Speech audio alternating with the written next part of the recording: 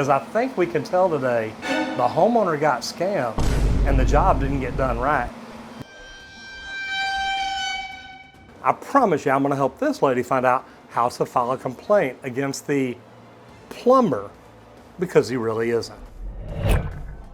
That's right, I looked up his name and he used to be an apprentice, and his apprentice registration is delinquent or expired, which means really, she could have hired anybody off the street and got as close to a plumber as she got. Well, here's the deal. I got a call from a friend saying, look, Roger, I've got a plumber that's worked on my house and I can't get it inspected because for some reason he keeps flaking out, backing out, and not showing up. So I showed up over here to look at it, and I gotta tell you, we got some problems.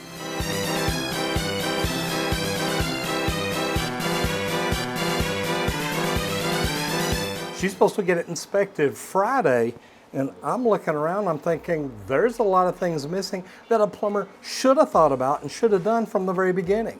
Now, I'm looking around under here and I've got a toilet here, I've got a shower here, I've got a lavatory arm behind me, and this is all cut off one line with only this 1 2-inch vent going up, which actually doesn't even go out the roof.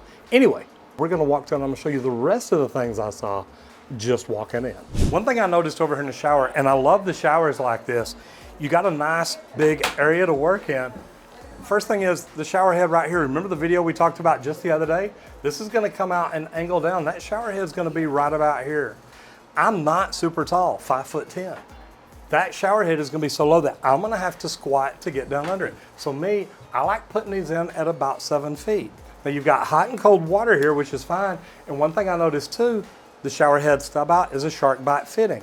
I'm not saying you can't do that, but this is in a wall that's gonna be closed up, so you're not gonna have access to it. One thing I noticed about the drain is it's not plumbing level. It's coming up crooked here. There's no support underneath, and there's no vent for it anywhere around here. So these are the kind of things that a plumber, hopefully a licensed plumber, is gonna understand that and do things right from the very beginning. So let's step over to the kitchen and check it out and see what we got there. Now, one thing the homeowner asked me about whenever I first came up, she said she was worried about is the gas line. Now, I don't know what he's done, but I'm noticing there's a gas stub out right here wide open, and we're fixing to walk through the house, but as these are the things you definitely don't want to leave it open like that with all this dust and everything around. You'll get it inside, then get it in your appliances later. So just wanted to point that out while we were right here. So here we are in the water heater closet, and at first I thought, what the heck? There's a galvanized nipple up here, and I actually thought he was leaving it. But now that I look around, he's bringing in the cold water here from the bottom. Then you got your cold water going to the rest of the house, your hot water going to your hot water side. Now, not a very big closet, I understand. The gas is over here behind me. There's a 1/2-inch line. I might have done something a little different. There's nothing wrong with this, but nothing's ran in the wall. He's just gonna kind of stick it right up through the ceiling here. Me, I'd have dropped it down on the wall, stubbed it out, and tried to make it look a little bit better. But then again, this is an apprentice who isn't an apprentice. Now we're here at the washing machine box, and I don't know, part of a trap adapter. The washing machine box looks fine, except there's no P-trap above the floor, and I hadn't checked below the floor yet, but there's no vent out of it either. Now, not that there has to be a vent right here, but normally out of the washing machine box, you've got your P-trap comes over and then a vent goes up. I'll look underneath, see if there's a P-trap, see if there's a vent. But right now, it's not even back in the wall. It's actually braced way too far out, but we'll see what happens. So here we are in the bathroom. Now, I know we're still trying to make it to the kitchen, right? Well, we stopped in the bathroom because, again, we've got a low shower head. I stood up there. It's right about where I'm at. So by the time that comes out and turns down, the water is going to be coming out right here, not above me. Now, don't get me wrong. I don't have a lot of hair to wash, but I'd still like to be able to take a shower and stand under the water. Now, we got a couple of problems here, nothing major. The toilet is stubbed out just a little bit too far out, not bad. It'll just set the toilet off the wall. There's really no problem with that. But what I'm looking at here is you've got a combination standing up instead of a santee. So what's gonna happen here, when they end up installing the lavatory and putting a P-trap here, you're gonna make that water go down, go up, and then it's gonna come right back down because there's a combination here. So what you're literally doing, you've installed an S-trap here. That's going to lead to sewer gases in the house if that ever sucks the trap dry. What should have been done is this should have been brought up a little bit higher, stuck a sand tee in, and you can look, there's a lot of fall there. That's probably about a bubble and a half. Don't need quite so much fall. Get the elevations right, make everything work, but a combination standing up like this is going to lead to problems later. Now,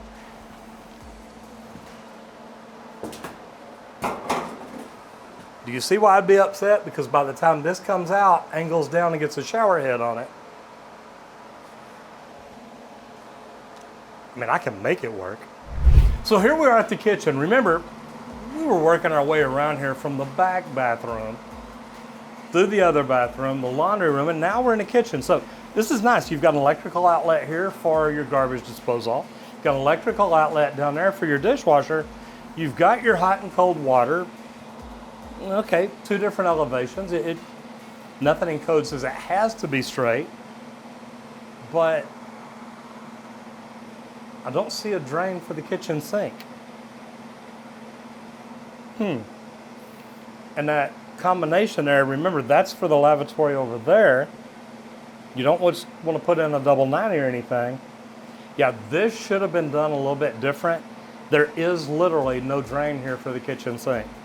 Guys, here's what I don't like.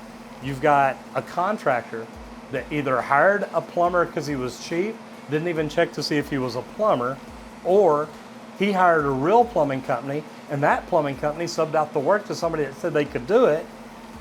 Either way, as I think we can tell today, the homeowner got scammed and the job didn't get done right. Now think of all the money they've got to pay to go back and take out everything that was put in wrong and redo it all again. Who should pay for that? The contractor? The plumber? Tell me what you think. Leave me a comment down below and let me know, who do you think's at fault here? The contractor or the plumber? What do you think? Here's what I would do. Stack them. No, cut it right down here. Put a 3-inch Y. It could even be a 3x2 Y. Either one of these can be cut off 2-inch. But you probably want the 3-inch vent to go out the roof. I don't know if they reduced it or not. What I would do is I would put a Y, come up, and then take a 3x1.5 inch sanitary tee, not a combination. Take a sand tee to catch that, and then literally the other one I would stub out just almost straight out. Do a 3x2. You want 2-inch for the kitchen, reduce it down over here. You can go 1.5 inches. I always do 2, and then reduce it down at the trap adapter. Here's what you're trying to do. Create 2 drains out of 1. So you take a 3, and you can do 3x2, like I said. Do 3x2, and that may be the thing. Take 2-inch that way. That way you can get this up. That's way too much fall. That should be a 1/4 bubble at the very most. What I would do, cut a 3x2 Y as low as you can. Bring the 2-inch up and over here. Then take a 2x1.5 inch sanitary tee at this elevation to come out and catch the lavatory. Your 3-inch coming up, then you can put a 3x2 sand tee turned out this way, and then take your 3-inch up out the roof as a vent. If you want to, up here, not want to, what you should do, take this 2-inch line up, have a 3x2 Y here where the Y comes down. Now you're reventing, you're tying this vent right back in.